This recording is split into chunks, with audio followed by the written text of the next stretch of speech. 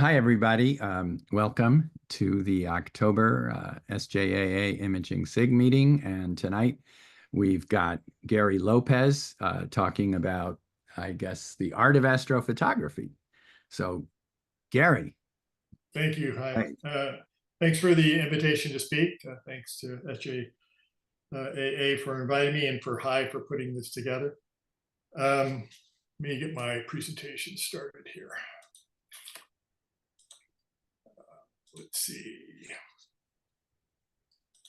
Is everybody seeing my first screen of my presentation? Yeah.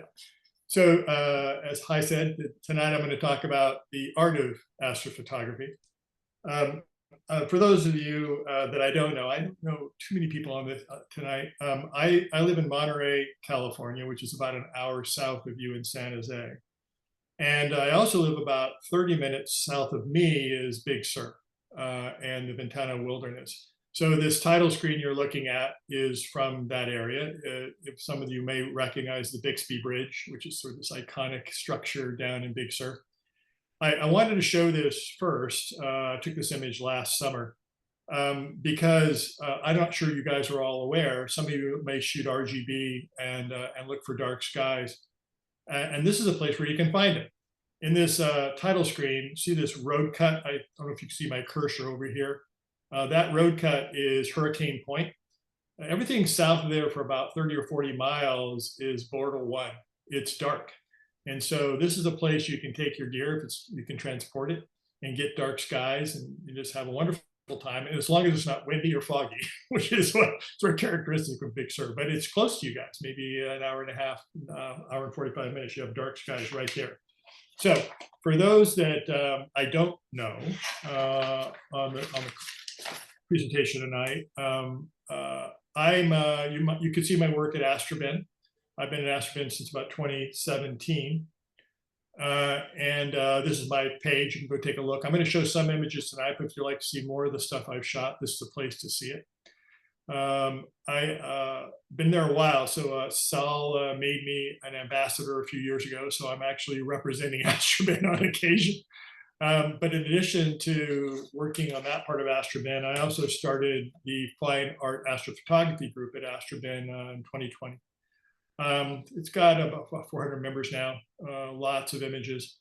If you're interested in this topic, I suggest why don't you join the group. It's a good group. There's an awful lot of back channel talking. We occasionally have these big bursts of activity that we share with everybody, but there's a lot of back channel. And you can see some wonderful imagery. And you'll also notice that it's a highly decorated group. The imagery has gotten more awards from Astrobin than all the other groups. And I think it's because fine art astrophotography is a thing, and people kind of respond to it. So for the last 8 years, I've been pursuing astrophotography as a fine art. And I think everybody on the call has sort of been following the saga of the equipment and software advances in astrophotography for the last decade or so. It's been kind of remarkable that what you can get now, what's readily available and affordable, is quite capable. I began experimenting with this a long time ago, but in the last decade or so, I was really diving into it. And I learned pretty early on that I was making a number of subjective decisions as I was assembling the images. And those decisions were based primarily on my tastes, my intentions. So I was making art.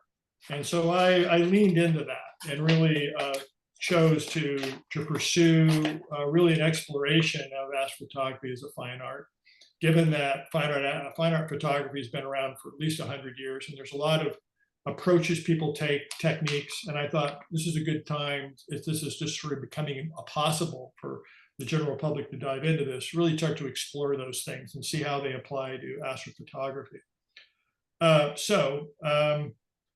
As you look at this stuff, you think this has got to be a pretty modern kind of photography, and it is, but it turns out that astrophotography is actually pretty old. The first astrophotograph was taken 180 years ago, not long after photography became more common.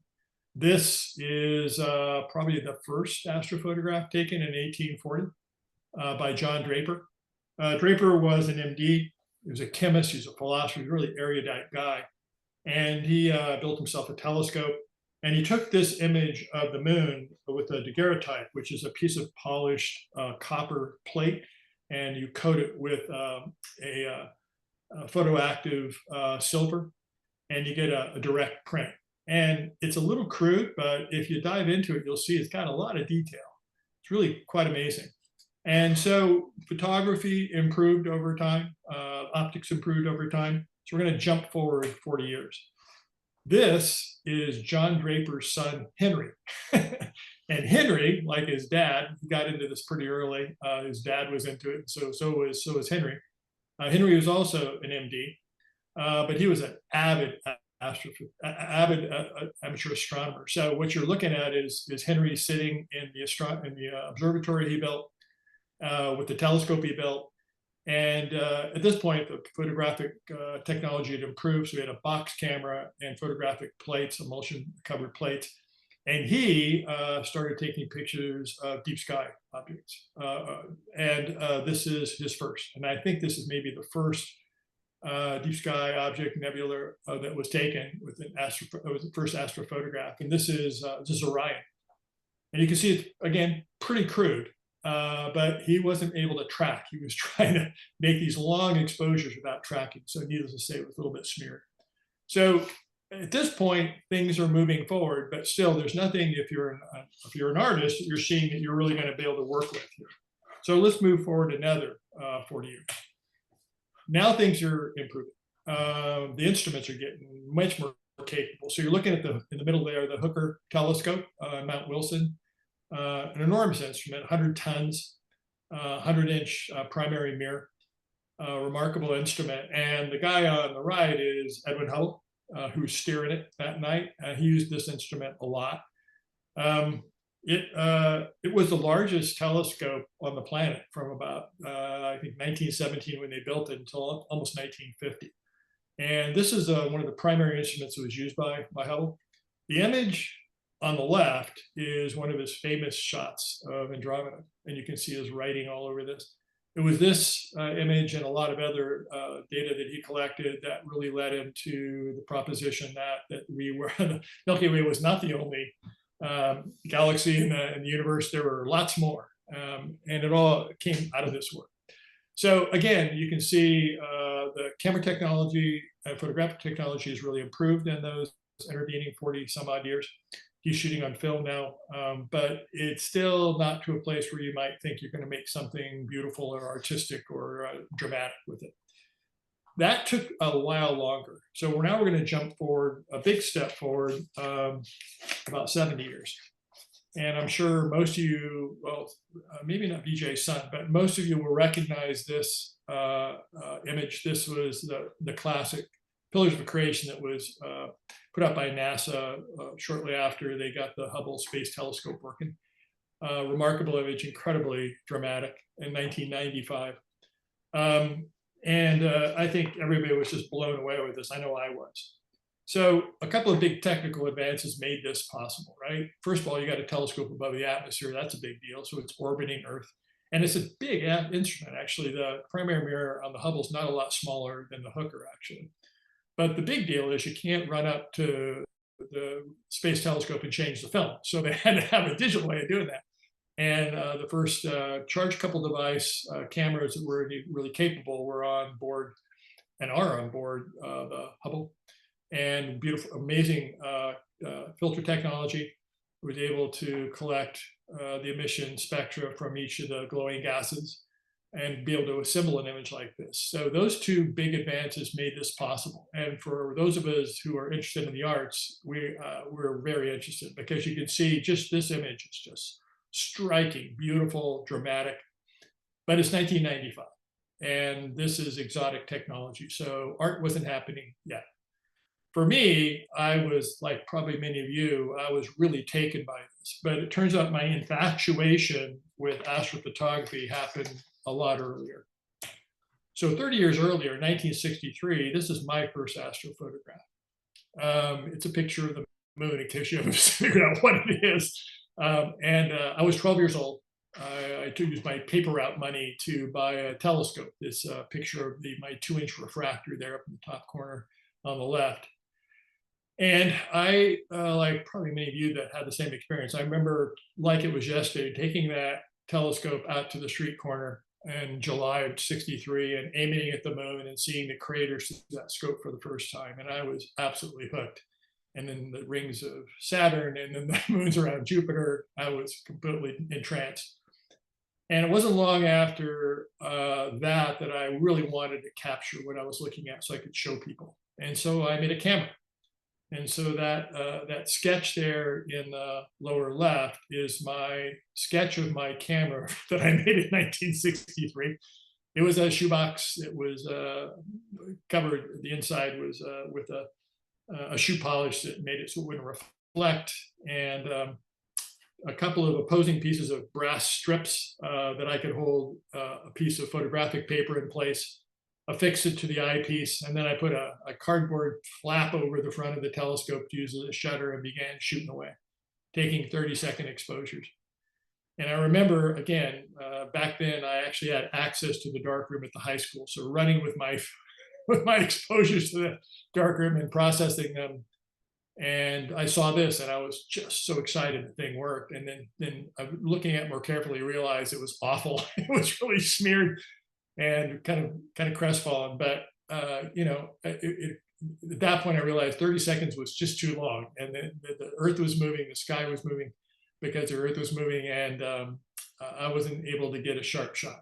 And so a motorized mount in 1963 was an exotic piece of gear and unaffordable. So that wasn't happening. So I was going to have to wait. So let's jump forward to 96. Now in 96, I had been in the software business, and I told my software company, and unlike many of the guys in the Valley that were also in the software business like me, I didn't buy a Ferrari with my first the sale of my company. I actually bought a telescope. I got this great place in Tahoe where I could have an observatory and all, but I bought this 10-inch Smith-Cassegrain Meade and a motorized mount. And I was in business. But back then, there was a company called Santa Barbara Instrument Group. It'd been around a couple of years, and they're just cranking out the first CCD cameras for commercial use. And I was like third in line. So I got an ST4, then later an ST6, and was blasting away in Tahoe. And it was amazing because I could take these 5 and 6 and 7 minute exposures and see these really faint nebula. But it was early days, right? So it was tiny sensors and black and white. It wasn't very good, but you could see it, right? Again, it was in no way, shape, or form something you could do anything other than just to image. There was no art happening. So back then, when Hayataki came through, I was still shooting film. And so this is a picture I shot on film with my new telescope. But again, it had to be manually guided. And so you're out there in the freezing cold of Tahoe guiding these telescopes to get this kind of image. And it was okay, right? You could still make kind of interesting stuff. So now let's take another jump forward. In about 2015, the technology had gotten sufficiently capable and affordable and available that you could do some interesting things. Especially the optics were pretty good at that point. But the camera technology had really come a long ways. The sensors were much more capable. And there were cooled cameras. You could actually avoid thermal noise by keeping the cameras cool. And the filter technology really got capable. You could really isolate the emission spectra of each of the gases. So at that point, I decided I was all in. So I'm now living in Monterey, and I built this observatory, which you're looking at. You can see I have a 5-inch refractor on there, and you can see, I think that's a ZWO ASI 1600, I think, or maybe it was the 26, no, it's the 1600. I was using 3 nanometer filters. It was really a cool rig. And if you don't recognize it, that's called a bended beam mount, and it allows you the scope to pass through without doing meridian flips, which I hate with a passion. So it was a special kind of mount that I built. And it's a moving shed observatory, and next to it is my studio, which you're looking at there, the picture on the right. So the whole thing I can control from inside the studio. And I began shooting away and making images. And that's where it occurred to me around 2016 or 17 that I could actually make interesting things. I could make art. I could make very beautiful images that actually could even rival Hubble. And so I began doing just that. So a lot of technology I've talked about, but we're supposed to be talking about art tonight. So let's talk a little bit about that. So as you all know, because you guys do this, you have to be pretty comfortable with technology. You have to be comfortable with science to do astrophotography as an amateur these days. There's a lot of hardware, there's a lot of software. It's a pretty steep learning curve. You got to be pretty comfortable with it. But if you're going to make art, it would be good to have some kind of art background, or at least some appreciation of it, so you know what you like, right? And so for me, I got lucky because I have a science background. I did my doctorate work at Scripps Institution of Oceanography back in the day. That picture of me is from 1978. As you can see, I have not changed a bit. I look exactly the same as I did in 1978, which is just remarkable. Many people are amazed by that.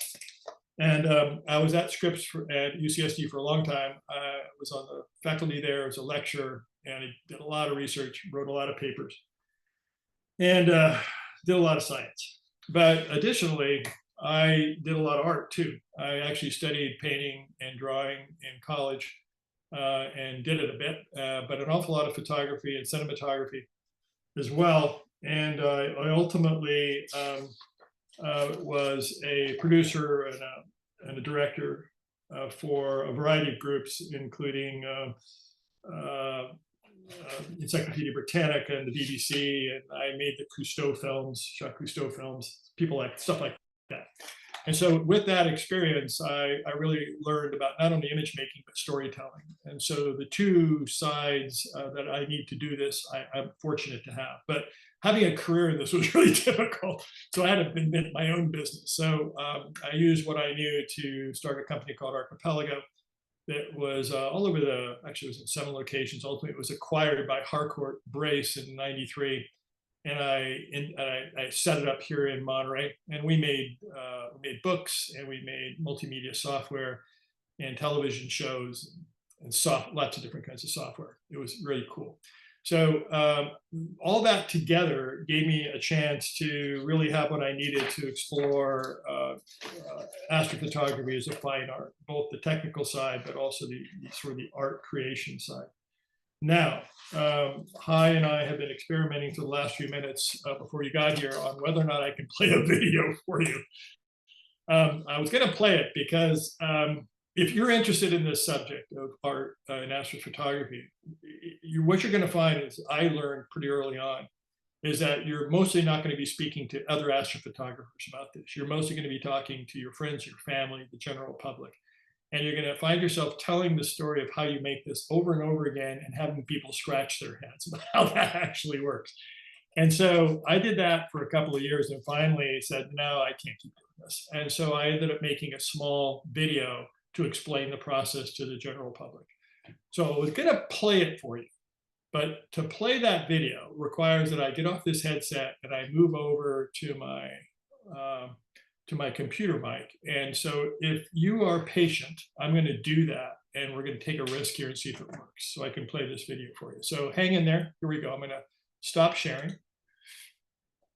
I'm going to turn this off.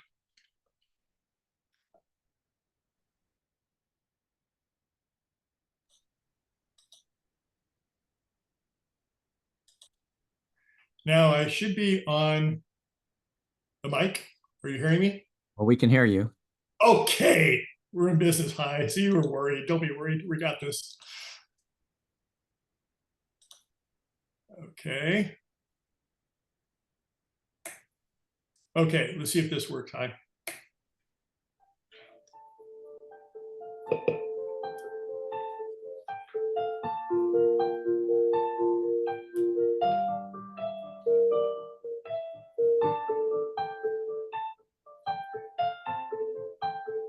When the sun goes down, the sky becomes a sea of stars.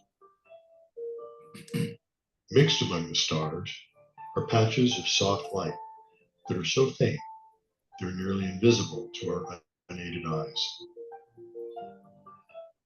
This light is the glow of gases that accumulate in great billowing clouds called nebulae. They are the nurseries of new stars and the remnants of stars that no longer shine. This faint light is ancient and tells the stories of our galaxy. To visualize this ancient light requires a special type of photography called astrophotography. I'm Gary Lopez, and this is my observatory in Monterey, California. Astrophotography takes specialized equipment, including a telescope, an electronically cooled camera that can take very long exposures, and a precision mount that tracks the stars as they move across the sky. With changing sky conditions, it can take days, weeks, sometimes years to gather the needed exposures to make an image. I take hundreds of faint, fuzzy single exposures and stack them, one over another, to build an image with detail and depth. I collect the light of each glowing gas individually. This is the light of glowing hydrogen gas. This is the light from oxygen. And this is the light from glowing sulfur. I assign each gas a color. Oxygen is blue and sulfur is red, the basic colors at which they naturally glow. Hydrogen is assigned green to create a palette that includes the full spectrum of colors. Bringing them all together, the nebula appears.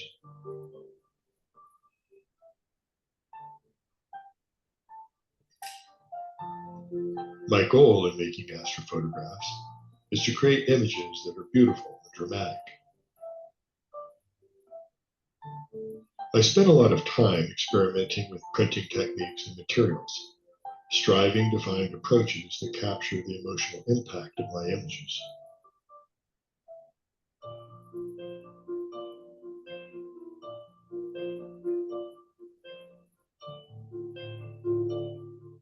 People viewing my images often tell me they are struck with a sense of familiarity,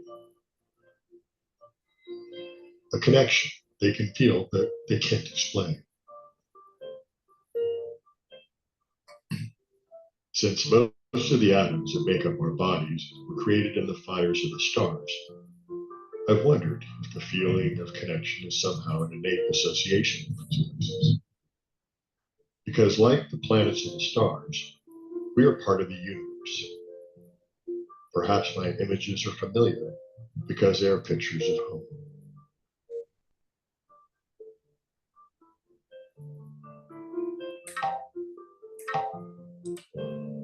Oops. Let's do this. So I'm going to come back to my headset.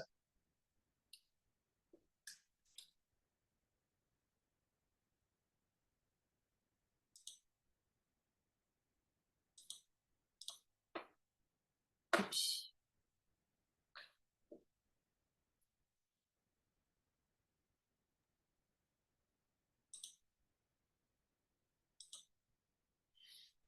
Okay, are you hearing me, Hi? Yeah, sounds good.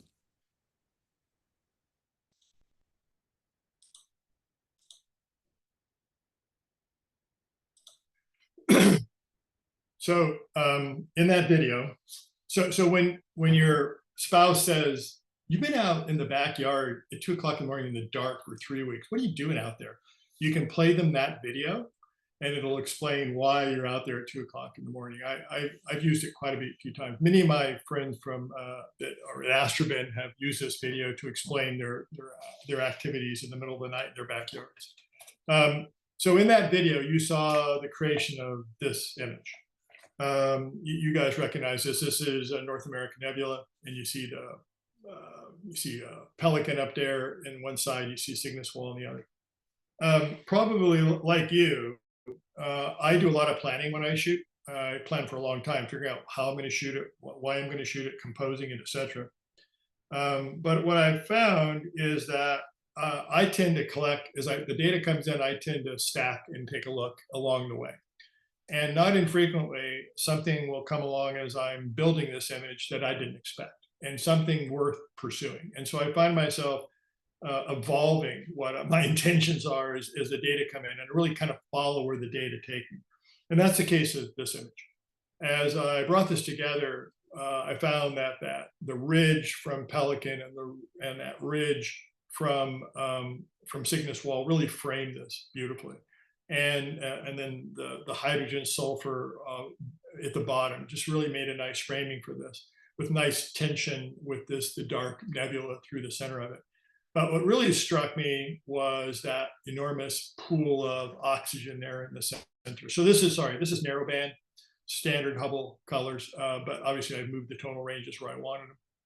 As that pool was coming together with my data, it had almost an aqueous quality, and probably because of the way the dust is laying in it, it almost looked kind of deep and liquid-like. And so I really went with that. For me, it almost appeared as though it was kind of the sea of this sort of blue sea green color, with these almost island-like projections coming through it, with the ridges of sulfur and hydrogen infused dust. I found it very tranquil, serene looking, almost like a tropical sea sort of sitting up in the stars. And so as I built the image, that's what I was striving to accomplish, which probably isn't surprising. I did so much work with Cousteau. I was in the water so much, I think everything, it looks like an ocean. But I think that's kind of the point here, is that you should have an artistic intention when you build these things. If it affects you in a certain way, it may very well affect somebody else in another way. They may feel what you feel, they may see what you see. Give them a different perspective. I mostly make art images with emission nebula, and for a reason. It gives me a chance to really work on composition. I have a lot more palette control when I shoot narrowband. I can build tension and texture in a way I can if I'm shooting RGB. And it also, in a lot of ways, because of this sort of amorphous quality of a nebula, you can potentially sort of cross over this fine art astrophotography into abstract art. Take advantage of what abstract artists do and how they build basically emotional impact of their images, how they move you around and how you look at it. My wife is an abstract painter. She has her gallery in Carmel. So I'm able to tap into her often, show her I am, and she can give me advice and show her how to take it, because she knows better than I do how to do this. So it's really an exciting time, because this has never been done before, right? People haven't been making fine art with this before. So we are all in a really enviable place. Practically everything we do may not have been done before. We can find out what works and what doesn't. The other thing I learned as I was doing this was that bigger is better. That just by the very nature of this imagery, a large presentation of it can actually have a lot more emotional impact. It almost washes you over you. And so an example is this. So this is about a 9-foot version of this image that was commissioned by what do they call the Community Regional Medical Center in Fresno. They installed it in their lobby of their new surgical center. And it's a really beautiful image of this crummy picture, but it really looks quite nice. And in the committee that chose to put that there was looking for something that was, again, more amorphous. They didn't want it to tell a story, but they wanted to have a calming, more tranquil feel, so something more serene. You got this big place filled with people about to go into surgery and families waiting to hear, right? So there's plenty of tension in the room, and they wanted something that would maybe bring the tension down, and so they chose it. They tell me that it seems like it's working. So, so anyway, for me, this felt tranquil and serene, but not all imagery does that. Here's one that didn't feel tranquil and serene. You guys probably recognize this as Flaming Star Nebula. As this data was coming in, sort of this chaos and this roiling energy of this place really was coming through the data. And so I really strived to collect the data in a manner in which I could really get the three-dimensionality out of this. So you could really get a sense of the movement of this. one of the ways I did it was I chose the palette. I was looking for tonal ranges that would really emphasize that three-dimensionality, that would give it a more, based on how the nebula is structured, really give a sense of depth to it. But there's something else going on here, and I'm not sure I'll point it out to what I did. I thought this was a chance to start using some of the sort of fundamental techniques that are used by fine art photographers. So you all have seen macro photography, where you got a flower or an insect in frame and it's perfectly focused, and then all around it, it's a depth of field, it's out of focus, right? That's called the bokeh effect. And it seemed to me this was a perfect candidate for this, but this thing's like 3,000 light years away. There's no depth of field. And so what I ended up doing is I removed the stars because I wanted this. They were really a distraction, and just left the primary star with the same sort of that blue color from this new star reflecting off the clouds. But then I created a mask around this to soften the outsides, and the effect is really dramatic. I don't know what it looks like on a computer screen. It's hard to see things in Zoom sometimes, but when printed on the wall, it really has a sense of depth and three-dimensionality and a lot more movement. So that's the whole point, right? You're trying to grab the viewer's attention, but also have them feel and interpret this in a certain way. So like I said, outside of NASA, there weren't people able to make this imagery until about 10 years ago. So the world is still wide open for all of us to really experiment and either invent new ways of presenting this or use tried and true ways. And that's kind of what I've been doing for a while now. Here's another image. So you guys recognize this is SMELA 15. This was a pain in the ass to make. This took me 3 years because I was starting this when we had all the wildfires. So I was losing all kinds of time to smoke and bad weather, and I was having hardware issues and all kinds of stuff. But over the course of time, I was able to get the data I needed, and I was really looking for really clean data. It took a while. There was a lot of jet stream activity those 3 years I was doing this. When this image came out, I really liked it. I thought it was a strong image. And about that time, I was thinking that it was time to start to test the waters around the fine art community with this kind of stuff, to find out whether or not we could establish astrophotography as a legitimate category of fine art photography. So I was looking for competitions, traditional long-held competitions in which we could put this. And I ended up choosing the International Photography Awards. It's been around about 25 years at that point. And it's a big competition.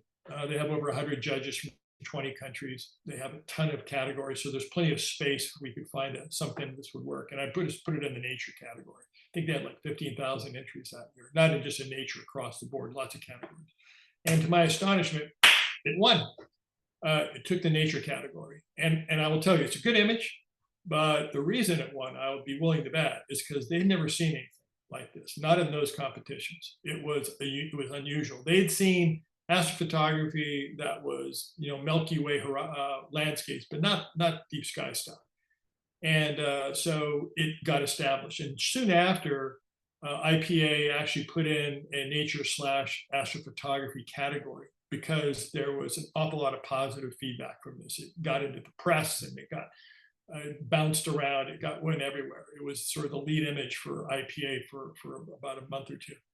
So I felt like we're starting to break through. This is sort of the starting point for getting what we do as a legitimate fine art form. Let's look at another image. So you guys recognize this is Spaghetti Nebula.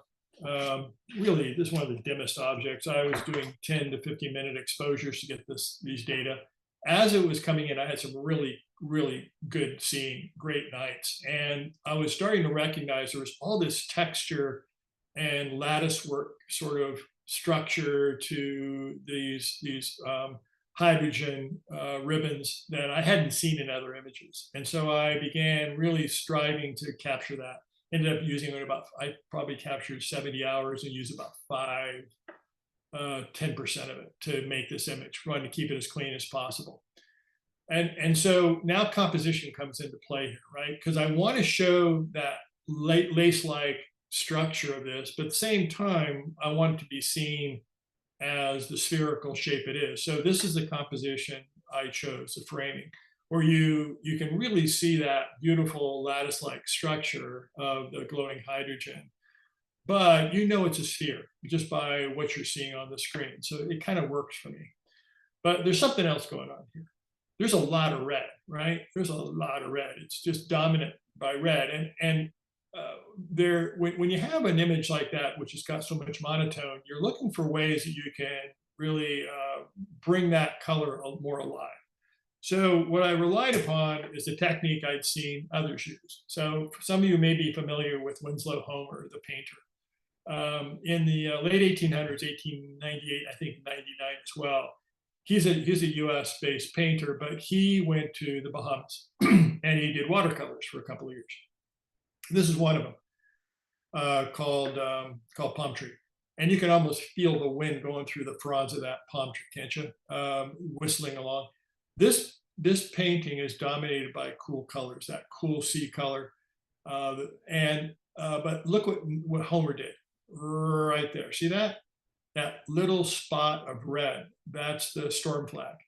And because of that spot of red, that blue really becomes more vibrant. And that's a common technique. And so I did the same thing, but I inverted it. When I composed this, I worked to get that blue star in frame. Because whether you see it or not, consciously, that blue is making the red glow more. If it was out of there, you wouldn't see it quite as glowing red.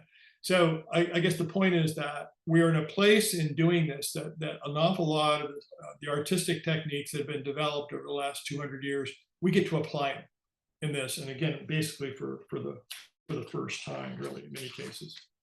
So this was a cool image. And this happened after the Lot 15. And so I went back to IPA and bam, I won again with this image. So at this point, we're established. We are now a legitimate fine art category at IPA, at International Photography Awards, and a bunch more at this point, a bunch more. Most recently, this is an image I made of the Orion Nebula, and I liked it a lot. And so I entered it in the Paris Photo Prize, and I got silver. And you can see the other awards that this and other images have gotten, and you see they're all over the place, right? So astrophotography is gotten recognition and actually categories in black and white competitions, international ones, and lots of different color competitions. So we're there. We can now put our stuff out there, and there's a place for it. So other people can see it, not just us. So with that, let's talk about another subject that I've learned a bit about as I've been doing this. Excuse me. So you guys recognize this. This is the Cone Nebula, Foxford Nebula. Nice image. This has been hanging in the gallery that represents me in Carmel for a while. And as I was in there on the weekends listening to people, I heard people see things in this that I never saw. Sometimes they're spiritual things, and not infrequently it appears as maybe coming back to culture or religion. So the story about this image is that when I made it, I was ambassador work for ZWO camera. And so I was sending them stuff, and they put this on the ZWO Facebook page. And up until then, they'd get 100, 150 likes, maybe a few thousand views. And this thing went up, and in 48 hours, it got like 25,000 likes and 500,000 views. It just went, and you can see it going around through time zones. and the comments were pouring in. So I began trying to keep up with it. And what I noticed was a trend. When this image was going through India and Pakistan for the first time, the comments about what people saw came back to Shiva and Vishnu. It was really interesting. And then it got to Asia and everything changed. And then the comments came back to seeing dragons, especially twin dragons. And I began to realize that this is not uncommon. People see things in imagery like this. It's a human thing called pareidolia, where you have ambiguous imagery like clouds or rock formations. And as humans, we see patterns, faces, animals, things, right? And so what we do, especially if you're a nebulic person, if you shoot a lot of nebula, we are in the realm of pareidolia for a lot of our work. People are seeing things and connecting with our work in ways that we maybe didn't expect. Not infrequently, it comes back to culture, actually, or religion, where they're coming from. And abstract painters know this. They know this really well. And so they not infrequently will build imagery so that they could exploit that about people. Audience is a big deal. You may have made imagery that you thought was really good, and you're not getting people to really respond to it properly. I will tell you, it probably is really good. It's just the wrong audience. This image, for example, I've always loved this image. It's just full of dynamicism, and it didn't get a sniff in the gallery in which I hung this, but it just went crazy with especially teenage gamers who just thought this was the best image, and they loved it. By contrast, this image, this is, sorry, the previous one was, I think that was Jellyfish Nebula. This is California Nebula. You can see it almost has this sort of concavity to it, like the cresting wave. And this has been super popular among surfers and other people that are sort of ocean oriented. So you make an image and you think it's pretty strong, it probably is strong if you like it. It's just, if you're not getting the response, it may not be going to the right audience, honestly. I don't do a lot of RGB. I don't do a lot of galaxies. This is one of my few. This is Andromeda, as you can see. This is an unusual image. I use both a modified DSLR and an astro camera to make this. But this is by far and away the most strongest image I have on my Instagram account, which goes to the general public. The general public immediately responds to this image. It's space. How can you miss it, right? And then they get into the nebulous stuff. But this is the gateway to get them to the rest of it. And so think about that when you make your stuff too. What is going to be something that connects with the person so they don't have to interpret it. They know what it is, and then you get them into the rest of your stuff. So I'm going to stop that for a second. And I want to get to another topic that actually Hein and I've talked about a few times now. And that's taking what we do from a digital form to an analog form. When I went down this path, my intention all along was to take these images and get them on the wall. I wanted it to be a more traditional art form where you hang them on the wall. And I thought, that's great, I'll just print them. Not so much. Simply taking our files and running them to a printer, more often than not, it comes up muddy, just not very satisfying and not surprising, right? When we made them, we're using a computer and we're using transmitted light. So there's this sense of luminosity and color values that come from transmitted light. You print it and now you're using reflected light, and it depends on the medium, a lot of things. And maybe the power and beauty and that you had in this image is lost. It turns to garbage. So I spent probably a year and a half experimenting with different print media, different print approaches to try to capture what I saw on the computer screen. Because ultimately, this is one of the few things, nebula are one of the few things in nature that makes their own light, right? And so you want to celebrate that. So I ultimately settled on some print media that would allow me to try to recreate that a bit. I will tell you, I use Fuji Flex quite a bit. I use Fuji Pearl. Fuji Pearl in particular has reflective qualities, and Fuji Flex I use because it has the highest contrast, but additionally it has the highest resolution. Fuji Pearl is typically, you're printing around 300 DPI. It'll handle 300 DPI, but Fuji Flex will get to over 600 DPI.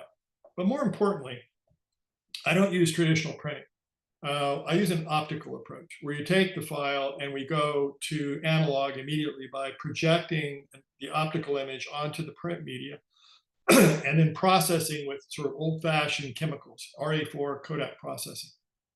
The result is an image that has tremendous color depth, 14-bit, but additionally, it has great luminance, reflective quality. I mean, Hai can attest to this. If you light it and walk around it, you can see the color kind of glowing off the image. And that's really what we want if you're going to do nebula. but it's expensive and it was complex and it's difficult to do, but it's worth it if you can pull it off. That approach worked for most of my stuff, that printing approach, but not for all the stuff. This image of the Solar Nebula was one of the ones where I could not make it work with this image. There's something about this image that just was resistant to that approach. Excuse me. So I began experimenting with different approaches. And what I came to was using archival pigments on fine art papers. I probably went to 30 papers over the course of about 8 months, 10 months, looking for the right combination, and ultimately came upon a couple of papers that actually handmade papers that have more of a watercolor texture to them and took the pigment really beautifully. It retained the detail, but the way the pigment lay on the paper, it gave a translucency to it that I really liked. The big challenge was up in the left corner. See that black area? There's no nebula there. You're looking at space. Almost invariably, if you took this file and printed it, it's going to go gray, or it's going to look like crap. And what I ended up doing is spending many weeks modifying the file and going back and forth, iterating to try to pull sort of more of a black, velvety kind of texture out of that corner. And I finally found a combination for this image that worked. But I will tell you, on the computer screen, it looks like hell. But when you print it, it looks great. And so I think, don't presume, if you're trying to make this stuff, that what you see on the screen is what you're going to get after you print it. There's a lot of variables that go into this, not the least of which is what's going on with your printer and what you're printing and the medium. Assume you're going to iterate to try to retain whatever the artistic intention is you have when you see it on your computer screen. Here's another. You guys recognize this. This is rosette. Sort of the core of the rosette. Same thing here. This thing looks amazing. And so here's one of the problems with the presentation tonight. And Hai and I knew this when we started it. The only way I can show you the art is to be in the room with it, right? It's hard to do on Zoom. I can tell you what to expect, but you got to be there to see it. So I apologize. I'm just going to show you pictures. I can show you a way you can actually do this in person another time. But trust me, when this thing is printed on this beautiful fine art paper, this thing is remarkable. The way the pigment takes to the paper on this image gives it a sense of depth you just can't get it another way. There's a transparency to the pigment as it comes through the paper in this image that makes it all seem sort of almost coming out of the wall. Just incredibly beautiful. In addition to color, I also messed around with, I've done a lot of black and white. This is basically pure luminance. Some images really work for this for me, and others just sort of catastrophe. This one works. This is Flaming Star again. Basic zones, Ansel Adams zones from pure white to pure black are really key to making this thing work. You can really drive the contrast here, and that driving in the black and white setting allows you to get remarkable depth. I don't know if you can see it on your computer screen, but this thing has incredible depth to it. It's just, you almost feel like you can run your hand over it and feel it. It looks really cool. It's a little more ponderous. It's not for every image. It's for an image that may have a more dramatic sort of sense to it, and like this one does. It's this sort of this cacophony in space of the Flaming Star. But when it's the right image, it really works. And again, this is done really well in black and white competitions wherever I entered it.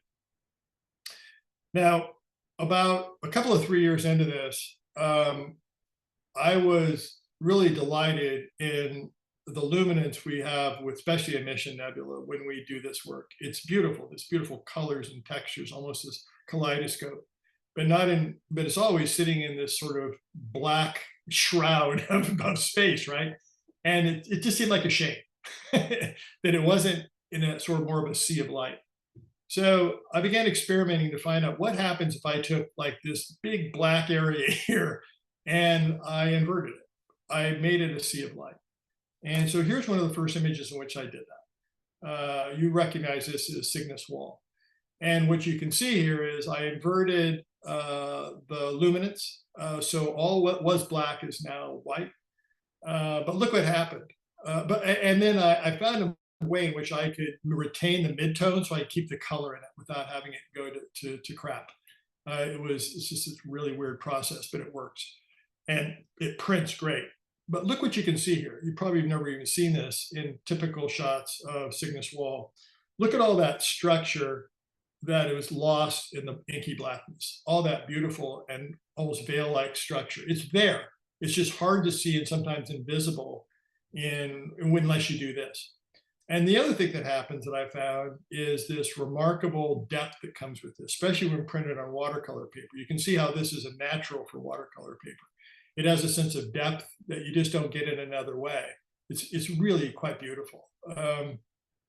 This doesn't work for everything. There's only a few images in which this has really worked for me. Here's another one where it worked. This is the Heart and the Soul Nebula. And for me, this one sort of took it to the next level, right? This looks almost like a watercolor wash when you use this technique. And I just find this very beautiful. It almost has these sort of tropical colors to it. It's a very inviting image. I'll tell you a story about this. I made this image, I can't remember now, but it was a couple of years ago, and hung it in the gallery. And the next day, you may know who Elliot Quadart is. He was Elliot was the department chair for the astrophysics department at Berkeley. And he was coming to our gallery to get images he was going to take with him because he'd just taken the board chair at Princeton, astrophysics. And he saw this and he bought it for his house. And it was that point I realized this is okay. If Elliot Quadart is good with this, I'm good with it too. He thought it was cool. But you can see what's going on here. This is just a very different way of looking. This is not traditional astrophotography, right? This is just weird. But at the same time, it's a different way of looking at the universe. There's no right way. This is another way of looking at it. And it has a different kind of sensation it gives people. But I will tell you where it doesn't work. It typically doesn't work in my gallery in Carmel. Elliot bought it, but not a lot of other people did. It just wasn't that popular. But that doesn't mean it wasn't popular other places. I have a gallery represents me in New York, the Upper East Side, and they sell a fair amount of this. But you know who really liked this? Museums really like this. So last couple of year and a half ago, the Monterey Museum of Art wanted to give me an exhibit. So they came to my studio and they looked at all my stuff. And I thought, this is great. They're going to have all my stuff. And they rejected all of it except these. They thought these were good. And so the exhibit was this watercolor approach. But the cool thing about this exhibit, it ran from April to August last year. This year, 2024. Was that I was only one of about a dozen artists that they hung, but they took all of this from, I'm in their permanent collection now. So they took it all from their permanent collection, and the artists ran from the 1800s to present, right?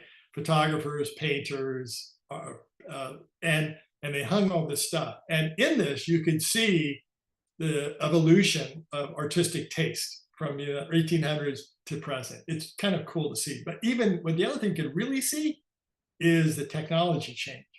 You had the early 1800s stuff is all studio based. It's figurative, it's still life, stuff like that. And then around 1850 to 1860, it starts being landscapes and street scenes. You know why? Because that was when they put oil paints into tin tubes. And now plein air to be launched. And Renoir said that it wasn't for paint in tubes, there would have been no Impressionist era. And so that technology opened up a whole new way of doing painting. And for us as astrophotographers, that's where we are. We have this new technology that allows us now to explore this as an art form for the first time. So we're very lucky to have that. Okay, where was I? I'm sorry, I've lost track of what I was supposed to be saying. Go here. So that's what the museum hangs. This is what the gallery sells in Monterey. You can see it's more of the traditional stuff, but it's all acrylic because that's what really does well here. I will tell you, if you have an image that people reject, it's just the wrong audience more often than not. The 6 images that make up for the right side of this, those all sell. That's why they're on the wall. The 2 on the left that's the experimental corner. And none of those didn't do very well. I don't know why, but it just, I've never been able to figure this out. You hang it up and find out who comes to it.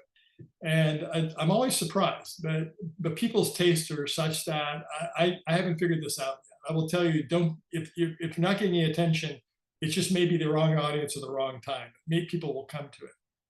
Surprisingly, some of the images are really popular, like this one. Something about the tranquility of this that just really, this is one of the highest sellers. Why? I don't know. But it seems to really work with people. And so again, it kind of comes down to your audience and what they want to put in their homes or what they want to put in their offices, that kind of thing. Finally, I want to show you the lengths at which High goes to give you guys a good presentation. Honestly, this guy came all the way to Carmel to check me out before he was going to impose me on you.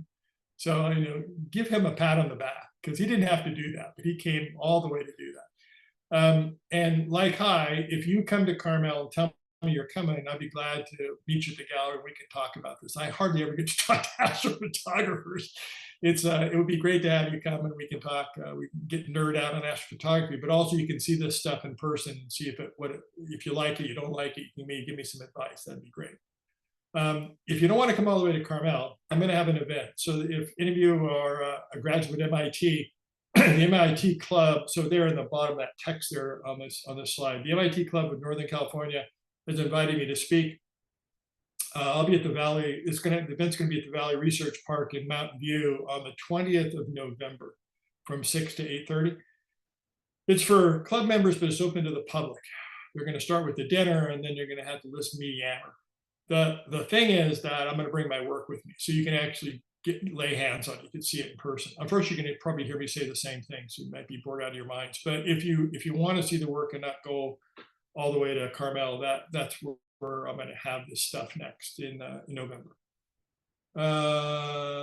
Finally, everything I said today, I said so many damn times, I ended up making a book. And so the book's been out for about a year now. It's called Tales Told by Ancient Light. If this interests you, get the book. That QR code, it's available in the gallery, but the QR code, you can get it on Amazon if it's something that interests you. Or you can just search Tales Told by Ancient Light, it'll pop up. And with that, I will stop. Hi. All right, thank you. You're welcome. Well, we're available for questions. So anybody have anything to ask? Gary. Oh, I see Francesco's here. Hey, Francesco. Hey. Hey, sorry. Hey, thanks for your comment image, man. It looked great. Thank you very much. All right, anybody got questions or?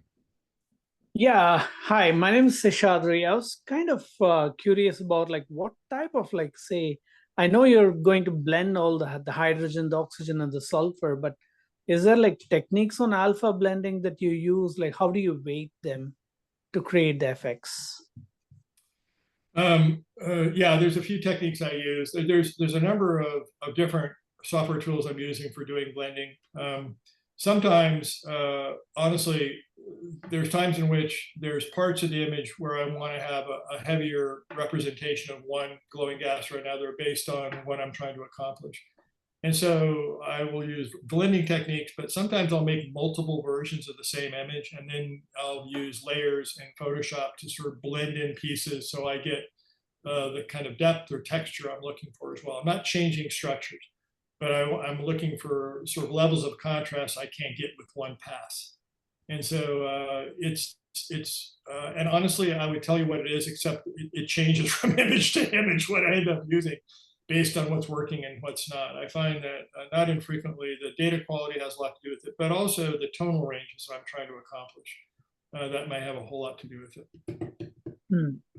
And what about like noise suppression? Sorry, I'm just hogging it up. But what about noise suppression? How do you like know like some is noise and some is like real, or what do you do about it? Yeah, I know, I hear you. What I end up doing is shooting until I'm satisfied that I've got the noise under control. And so sometimes it might be 100 or 150 hours until I get to a place where I know what I'm looking at is real. And then for the most part, and honestly, it's not frequently the case that I'm looking for something to look for every faint instance of nebular appearance. I'm making a piece of art, so I'm looking for. I'm not changing anything, but I'm making sure that in the composition that everything that's represented is helping the story I'm telling. It's helping the impact I'm trying to make. So not infrequently, sometimes I will back out data just because it's too much. It's clogging the image with information that's really not helping me with the artistic intention that I have. So it's very much an iterative process. I tend to overshoot a lot, so I have options as I build the imagery. Oh, that's cool. It's cool.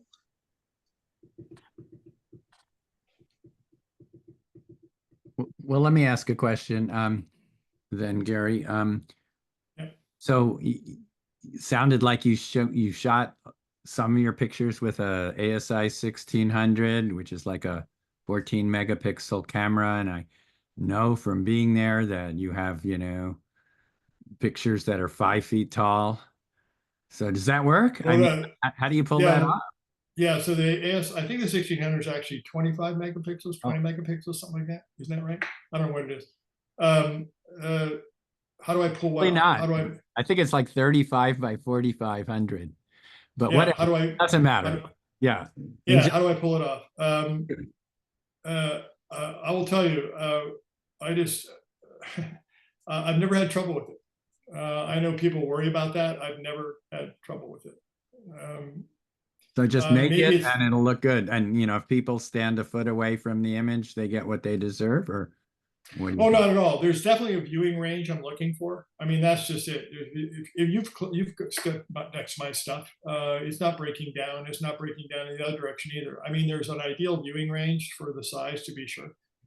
But ultimately, I found that especially if I'm over capturing the data, that it gives me an awful lot more ability to have sufficient resolution to really.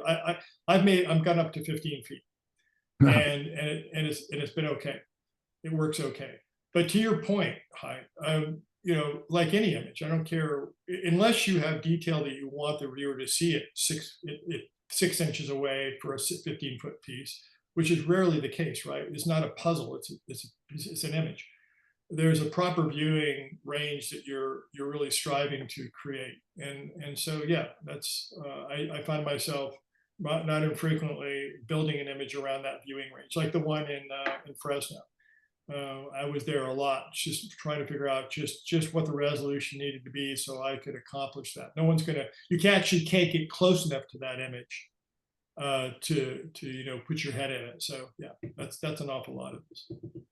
All right, thank you.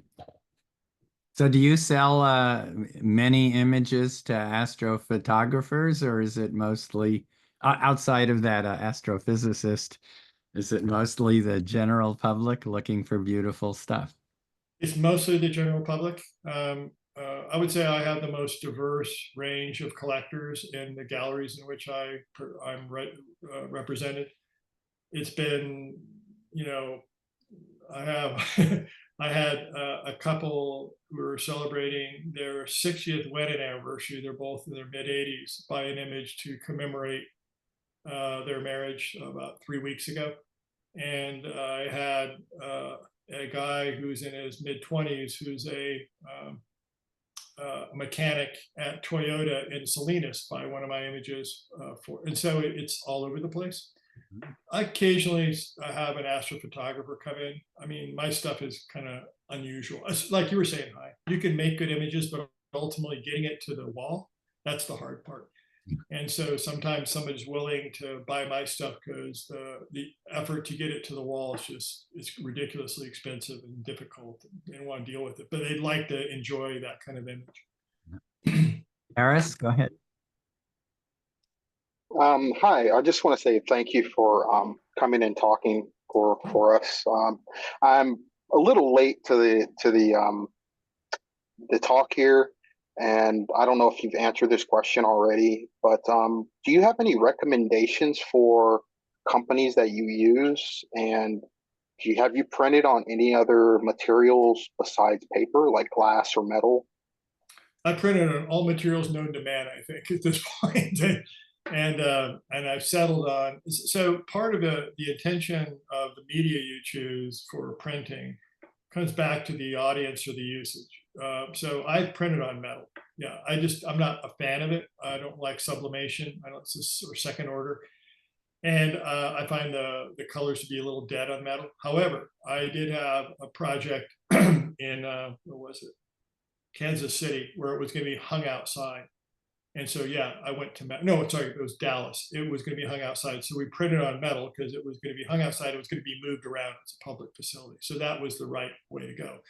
But it's been my experience in the fine art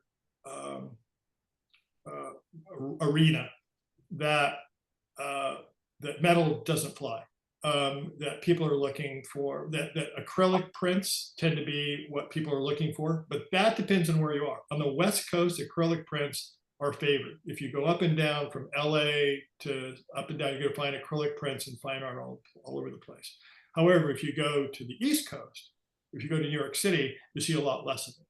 You see other media. And so, and then for you, it kind of comes back to, again, what your intention is, what you're trying to create. For some of my imagery, acrylic just is beautiful. It just glows. It's just what I want. But for other imagery, the paper just makes a huge difference. Like that, like behind me is this, the Spaghetti Nebula image. That's on acrylic. But honestly, it looks way better on paper. And I've sold this a dozen times in New York City on paper because it just pops off the wall in a major way. So as far as companies to work with, you guys are lucky you got Bay Photo, and it's a good organization. You get a lot, they have a lot of papers, they have a lot of media to print on. You can experiment, try things. And you can do work prints too, by the way. You don't have to be committed to this. For $6, you can get a 20 by 14 work print on a variety of different media and see what's working before you commit to a bigger print. And they can do it typically 48-hour turnaround. So you can really, like Hai was saying, you don't have to wait a long time to find out if it's working. And then I work with a group called Weldon Color Labs down in LA. It's a smaller organization. There's only a couple of people. I typically, if I'm gonna have a big project, I go down there to oversee the printing, and then they all do all the mounting there too. So they do acrylic mounting for other mounts. My go-to place in Europe has been Whitewall. I work there in Cologne, Germany. And so I've had a few projects in Germany and a couple in Italy. They are really professional, but expensive. But they do really good acrylic printing, and they have some really interesting framing too. They're not as good with Fujiflex and others. They don't do that much. But if you're okay with Fuji Pearl and some of these other, and your RA4 processing, they do that. And they have really high quality control. That's the other thing. That they're not gonna, every once in a while I'll get something that gets shipped that's actually kind of, it doesn't get there in good shape, or it wasn't QA'd properly. There wasn't enough quality assurance. But Whitewall has, you get assigned a person that is actually your eyes in Cologne to make sure it goes out and gets it to where it's supposed to be in one piece. And they have white glove hanging as well. So those would be the three that I would go to if I was looking. White glove hanging at white wall. White glove coming at white wall, yeah, and it's inexpensive too. It adds very little. I mean, the shipping is kind of what you'd expect, but the white glove hanging from white wall is actually cheap. What about framing? I know that there's like UV protective glass that you can get for framing photos so that they don't fade over time. Right. Is that something that you do? Oh, I do, yeah, because my intention is this is archival. If someone's going to spend, a ton of money with you to put something in their house, you want it to last, and maybe it goes to the next generation, right? So my intention is always to make something that's going to go for at least 100, 125 years, at least on paper, without fading. So that there's a variety of things that you can do to ensure that. How it's printed makes a big difference, but how it's protected too. So Whitewall and Weldon have, if you use an acrylic mount, the 2 millimeter or 1/4 inch acrylic glass gives you about 85–90% UV protection. Alternatively, you can go Fujiflex with a laminate, 10 millimeter laminate at Bay Photo, and again you get that. You don't get the depth, but you get the UV protection. And that's really, as you know, that's really important. You're not going to hang it in direct sun, but even, you know, a mild light over a period of time, over 50 years, you're going to get some fading. So the UV protection is really critical, but sealing that and printing it the right way and sealing it is really important, or it's going to go bad. Akshay had Thank you. Thank you. Hey, hi. First of all, thanks a lot for conducting this session and Sure. for the meetup group. And one thing I've seen in the astro world is people mostly move on this scale of more technical and more science sidey. And this is probably one of the first ones where I've seen it's heavy on the technical aspect side and also probably very heavy on the art side of it, which is a really great combination. So first of all, thanks for that, and thanks for sharing your work and the process. You're welcome. And coming to my question is, I've never seen, like, I've rarely seen the way you have edited your photos. It's still, I'm not it was able to read a lot more from that.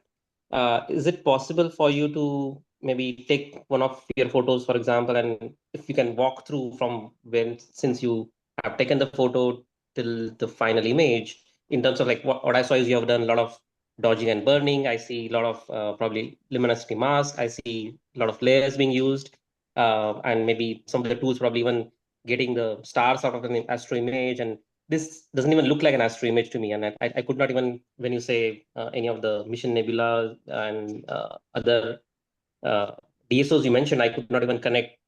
This didn't look like an image of that. So if you could walk through what is going through and how do you achieve that, maybe your tools that you have. And maybe just a quick question on, probably you use probably very longer focal lengths to get these kind of details. So maybe if you can talk a little bit on your equipment, that will be great. Thank you. Maybe a few multiple questions in my comment. Sorry for that. I use the same tools you guys use. I use Pix, Insight, Photoshop, Lightroom, nothing exotic. I think we could walk through the process I use to make an image, but I will just tell you it's going to change from one to another. And it kind of comes down to how the data came in, where the problems were as I'm building this image. And so I don't think I've made an image the same way twice ever. Because at the end of the day, I'm using these tools almost like, you know, like woodworking. I'm looking to build this image, and the techniques I use, I've invented a few techniques for myself. I got a big pile of papers over there showing with 36 different techniques that I've used to get these images made.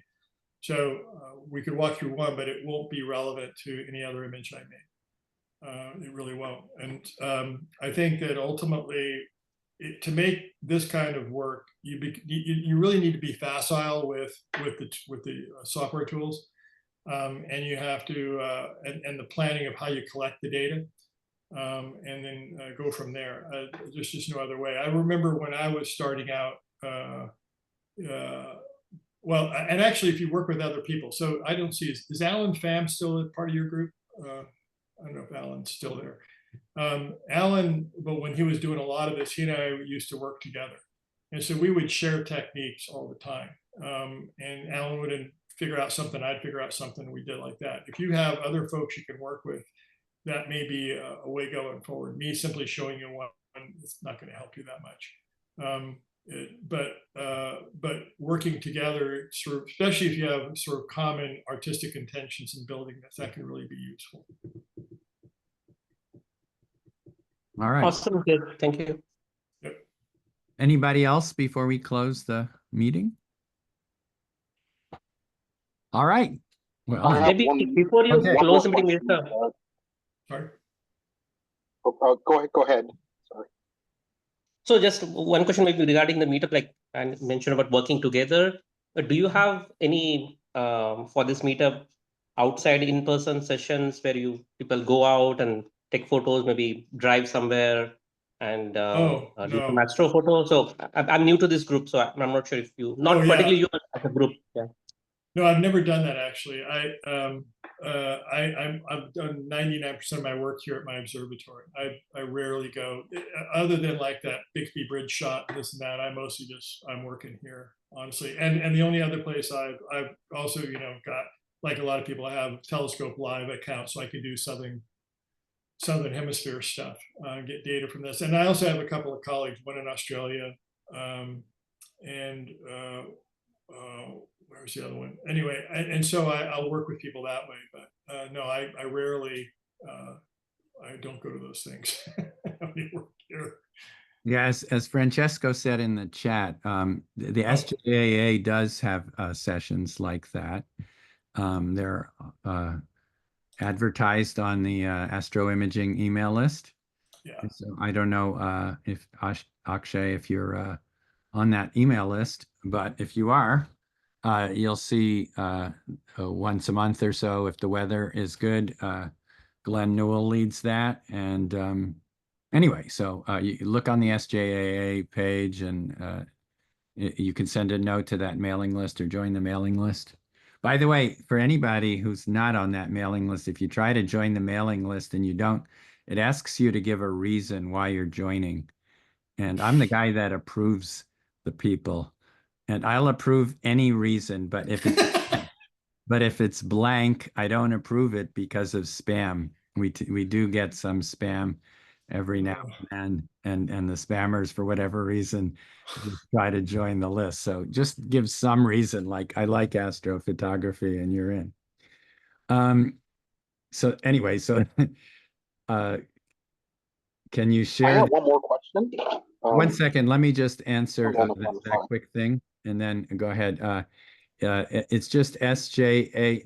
What is it? It's SJAA dash Astro Imaging. Let me just Google that. Yeah, at googlegroups.com. So that is the, if you go to that, you'll be able to do it, or you should be able to find this stuff on sjaa.org. Okay, go ahead, whoever that was that wanted to ask. I'm sorry. Yeah, I'm just going back to the question that Hai brought up not too long ago about image size and upscaling. Do you upscale your pictures, and how big is too big? I know you kind of went into that before. When you say how big is too big for printing? Yes. Yeah, it all depends what the image is, right? If you have a wide, if like a wide angle image, make 3 or 4 degrees, and you really want to preserve that detail, there's going to be a point at which that detail is going to get lost. And I find that for my work, anything bigger than about 8 feet, it starts to break down. Again, it comes back to viewing range too. That's the whole thing. That an 8-foot image, if you want to stick your face in it, I don't care what the image is. I don't care how you got it. You're gonna see things. It's going to break down. And so the idea of size, if again, comes back to where the audience is going to be to see this image, and that makes a huge difference. I know that if you work with like Bay Photo or Whitewall, some of the others, you put an image and you ask for a size and say, well, the resolution isn't up to what you might expect.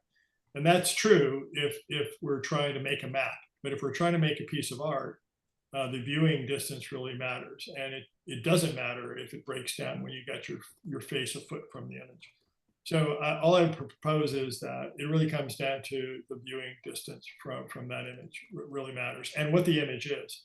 I find that again, where images that are wide angle with more than, say, 3 degrees of what we do, there is a size that I won't go above, because there are certain things I want people to see. But for things that are more narrow, no, I can get really damn big. Like I said, I've gone 15 feet, and it looks great. It works just fine. I think it's like anything else. I think you need to experiment and see what's working. And again, it comes back to what the image is and what our intention is and what the viewing distance is. That's what this comes down to. I mean, Hai, you saw this stuff in the gallery. Yeah, no, looks great. I would encourage, I would second what Gary said, and go down, if you're ever down south, go Carmel, check out Gallery Sir. Did you give the information that people? It's Gallery Sir in Carmel. It's just you'll SUR. SUR, Gallery Sir. And I think that's just it. Take a look, because Hai will attest to this. I have 60 by 45s on the wall, and see if it's working for you. There's nothing special there. I shot them with the ASI 1600 or an ASI 2600. I remember what I used. And I didn't do anything special to them. I didn't use gigapixel or anything like that. I find that stuff adds all sorts of information that I don't want in there. It fakes the image. And so I don't do that. But up until now, I haven't run into anything. Do you upscale it all in PixInsight? Like change the scaling? No, I don't. I've done, no, I haven't. And nor have I done it in Photoshop or Lightroom. I've never had to upscale. And in fact, if you send JPEGs, if you send TIFFs to Bay Photo, they're going to turn them into JPEGs, because they can't do 16-bit. They can only do 8-bit. All those printers, all the commercial printers are 8-bit printers, and so they're going to bring everything to 8-bit. And that's true of almost every commercial organization. They're going to change it back to 8-bit. And so, you may be putting a lot of information in there, but it's not going to be printed. The commercial organizations, they go right back to a smaller size every time. Well, thank you, Gary. Appreciate it. You're welcome. You bet. All right. Well, maybe we should let Gary go. Thank you so much for that. My pleasure. And so everybody, as per our tradition, unmute your microphones and give Gary a big oh my God.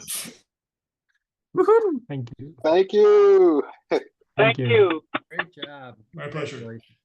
It's nice to finally see you, Francesco. Guys, thank you. All righty. Thanks, everybody. And I'll end. Thanks, everybody. Bye.